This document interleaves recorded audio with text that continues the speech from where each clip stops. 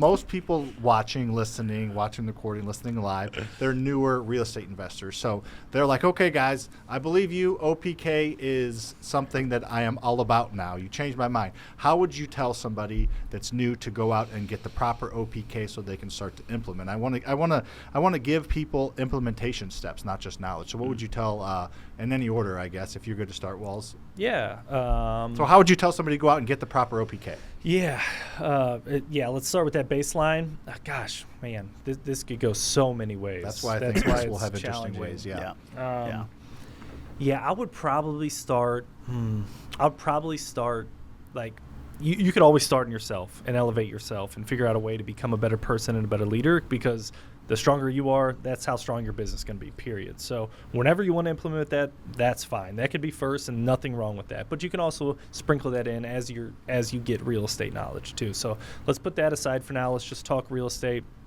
And I'd go to podcasts, number one. Okay. And then some big follows on social media. Like the Faster Freedom Show podcast? Faster Freedom Show, Bigger Pockets. I'm sure there's some other great real estate focused podcasts. Whatever your niche is that you want to be, and maybe you even don't know that yet, and trying to figure that out. This is a great platform. But yeah, follow Sam Faster Freedom on social media. Lucas Faster Freedom now, dropping some knowledge bombs. Dropping some bombs. You're so aggressive. I love it. You're like, this is why you should invest in real estate. Do it now. Yeah, I know. Yeah. I love it. Do it now. Yeah, speaking of the FTC. At least you don't squint like I did in my first few videos. Yeah. So. Okay. You're Well, learning. anyway, I would start real estate-wise, podcasts and social media and some strategic follows there. What about you guys? Yeah, Dusty? The podcast, definitely that's a must in my world at this point in my life. And even I wish it had been more of a thing when I started, 5, 6, 7 years ago.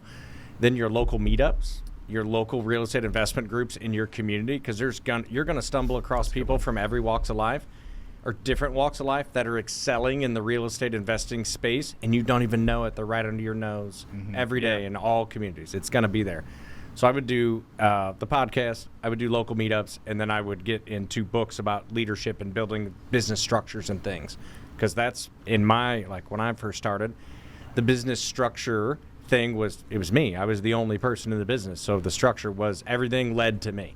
Now I'm getting to a point where I'm broadening that out to where I have other people to lean on when the proverbial shit hits the fan. I got somebody to call. I'm not the guy to call every step of the way. You got a guy. I got a guy. Dusty got a guy. But I love being that guy. But in my own business, I have to differentiate those pieces, because I can't be your guys' guy, which is I love and excel and love to be, but then I also can't be my own guy at all times, and everybody else's too. And then Shelly's guy. Right, and Shelly's guy too. So there's a lot on our shoulders. Right. Yeah. Right. No, I agree though with that, and then we'll get to you, Kiki. There's a lot underneath, like you said, underneath your nose. We have the biggest meetup in St. Louis, one of the bigger ones in the country. I would guess most people I talk to are shocked that we get 250 people most are like 50 to 100. I know there's probably bigger ones, but it's a big one, and there's always 30 to 50 new people every month that never even heard of us, and we've been doing it for 7 years, however long we've been doing it, and so there is people underneath your nose you don't even know about, so those meetups are good advice. What do you think, Kiki? For instance, Courtney, one of our office managers upstairs, her neighbor right across the street didn't even know we existed until I got out of my vehicle in a Faster House shirt when we were helping rehab her house initially. He's a fireman, rehabbed 100 houses. Had no idea he lives miles away from our building. Had no clue. A lot of people like that. Yeah. AVP, man, audio, the videos, and then the physical part, which you brought up.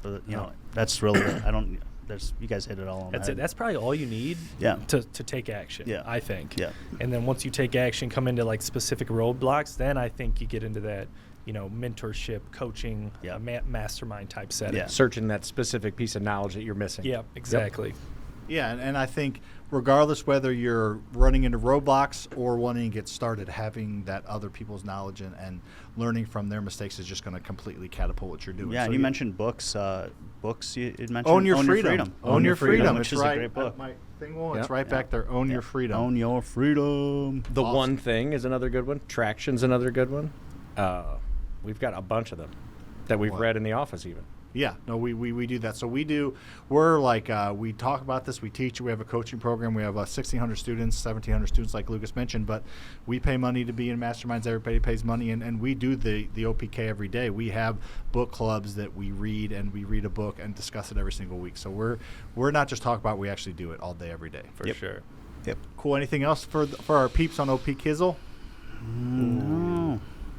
What do you think, like the high level, like people do to continue to learn and improve themselves, like an Elon Musk or a Jeff Bezos? What are they doing to try to get as much knowledge as they can to propel their businesses? What do you guys think? They're probably using, or I don't want to say they're probably utilizing their sphere of influence of their people and company structure that they've board been of directors, board of directors, etc. To find those finite pieces of the puzzle that you're missing, or the gap in your coverages. Yeah, that's where you're going to find stuff like that. And that comes down to environment, right? Mm-hmm. And kind of what we built here, and how much talent, culture, we have, environment, in inner this circle. building. Yeah. Inner circle. So sorry. Yeah, I what think were you gonna say on that? Sam did a YouTube short a while back that I sent to all of you probably, and said this literally changed my path of the next year, and it's something we talk about every day, about the making your inner circle with the people that actually fire you up, not drag you backwards like an anchor. Yep, for sure. Yeah, I think with Elon Musk and they leverage OPT like to the other people's time, and through that allows them the time to think, and process things and look at it from maybe a 10,000 foot view of people's thoughts and what they're thinking, and then to put it all together. I think that's where they really thrive. I love that. I agree 100%. Yeah, no, so Elon Musk, that's like a pretty extreme example, but I think a lot of higher level business people that like aren't on his level, I think they do the masterminds. They pay. We're not anywhere near his level, but we do. We have business. We have small business, and we are around other small businesses that are at where we are. I know there's like different levels of like. I was just at a mastermind last week in Florida, and Kevin Harrington, who is the original shark on Shark Tank, he's got multiple businesses. I don't know if he's a billionaire, but he's close. He was in on Celsius at the beginning, and he's in a lot of different businesses. And he is involved in high level mastermind. He comes there once a year to talk, but he pays. He said a lot. I would assume a couple million to be around other like people. So it's just a numbers game. I always say, Luke and I, we did this. We were so uncomfortable at Collective Genius, the mastermind we were in at first. Felt like we were done. We're the smallest guy in the room, and then we built the way up, and now the upper level of it. And then I could see us in a few years paying more money to be the smallest person in a bigger room. So as long as you're willing to get uncomfortable and get around the other people's knowledge at that next level, then I think you'll continue to grow. I feel like very few people that get to that top level, Musk or even close, just stop learning and stop getting around other people that know. I think Freedom Fest is a great opportunity for people to. So plug that Sorry, shit. but it's really it's the environment that you're gonna be around. It's the people that are fired up for their futures and things like that. And you have to get around that. You have to get involved in communities like that. Yeah. And what if that might be around you, or might be virtually. Yeah, it doesn't have to be an ongoing commitment. It could be a one-off conference or seminar or boot camp in a specific area that you want to dive into. And those, depending on which one you choose, which is very important, so do your research, it could be tremendously beneficial for you. It just packs so much knowledge in a short period of time, which that's why I like those. And you may get into a mastermind in the beginning with all your research and knowledge and everything you've background checked it, fact checked it, etc. Get in there and realize that it's not a perfect fit for you. Don't hesitate to take a step back and reevaluate who your mentors are, or who your sponsor, or not sponsorship, your mentorship is, because that happened to me in the beginning. It was very quickly into my first mastermind into real estate that I realized I had outkicked my coverage in this group. I had a base of knowledge that quickly excelled past the group. It was built for novices and beginners that had no information at all. It just so happened that it didn't fit for me perfectly, and it was a few months of the program, and I stepped into another mentorship, just made a lateral move, and then accelerated again. I think you underkicked your coverage, right? You outkicked your coverage with your wife. You underkicked your coverage with the mastermind. So just making sure we get the analogy 100%. And if you have any questions while we're rounding this section out before we move on to the current headlines, throw it in the chat box. But yeah, I think just be willing, like I said earlier, somebody that's willing to try is just so much further ahead than those people that aren't willing to try. So Joe Wolf asks, any books you'd recommend for like a newer investor? Obviously, you got the Rich Dad Poor Dad, Think and Grow Rich, Own Your Freedom. What any other books? Extreme Ownership's a great one. Yep. What else is out I think there? I would say the book Think and Grow Rich. It's not grow rich and then think. It's learn how to think and then grow rich. And it's not just about money. No, it's not. It's about It's not. fulfillment. It provides you time. Yeah, for sure. But it brings your time back to you. Yeah. Those are the main ones I would suggest starting with. We've read a ton more that I don't know how applicable, Good to Great is, or Traction for somebody that's starting out. But I think those ones we named are really good ones. For like people starting mindset out. books, like the David Goggins books or Jesse Itzler books, about your mind frame and how to get your headspace straight. Then you can learn into another area.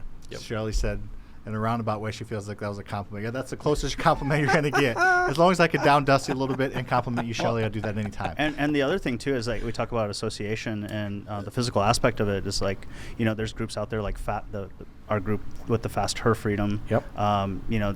There's Invest Her, which is another group that women can join and things like that. So.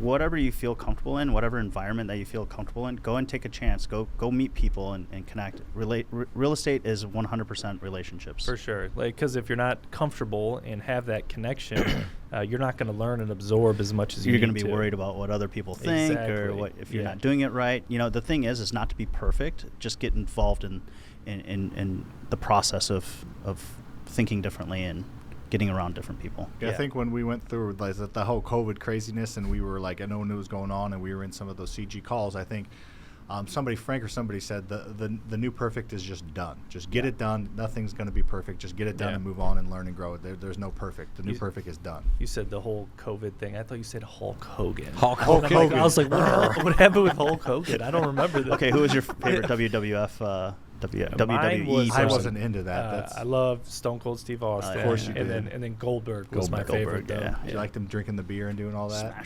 Smashing cans. Most of it, he just spray in the crowds. And But Hulk Hogan was at the mastermind I was at last fall. So nice. he was there. I didn't talk to him or anything. Did you get his autograph? I did not. A lot of people did. I had other stuff to do. Ripping off his shirt. He's got another one underneath of it. What's your favorite wrestler? I don't know that I didn't have one. I didn't get into. I low-key like Sting too. I didn't get into wrestling. I can say yeah. I remember. You look like the Crow. Triple H or The Rock, but those are standard Rock, answers. Rock was fun. People's Elbow. Ultimate Warrior. Do you smell? Whoa, The Rock is cooking. Yeah. He should be my favorite, but he's not. He's not. He's Ultimate stud. Warrior. Is there a Hawaiian wrestler? I would say The Rock is probably the closest. Well, I would say he is Samoan, right? He's Samoan. Yeah. Ish. And it's how close of an island is that to Hawaii? Samoa to Hawaii, Yeah. a few thousand miles. So it's not even that close. Yeah, it's just we're Polynesian. Okay. That's There you the go. only connection. Gotcha. I like it. Awesome. Thanks for watching. We appreciate it. Make sure to hit that like button, comment with something you learned, and make sure to subscribe to this channel. We give away more free advice on how to create wealth based on things we actually do every single day than any other channel on YouTube. Make sure to share this with a friend because our mission is to inspire you to think differently about freedom.